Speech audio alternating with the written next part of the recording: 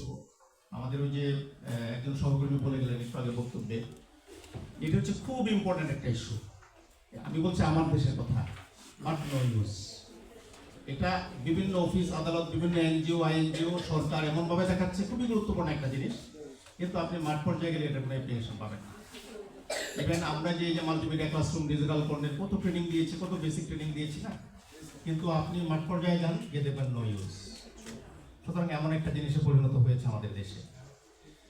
আমাদের এই যে বক্তা যেটা বললেন এখানে প্রবন্ধ পাঠ করতে এসে নিজের কথাগুলো, এগুলো আসলে সত্যিকার বাস্তবতা আমাদের দেশে।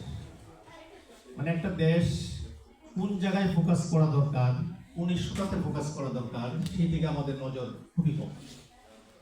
আমাদের ফোকাস হচ্ছে ওইটুকু যেটুকু মানুষ দেখতে পাই, যেটুকু আমি দেখাতে পারি মানুষকে, কিন্তু সত্যিকারের উন্নয়ন এইভাবে আসলে হয় না।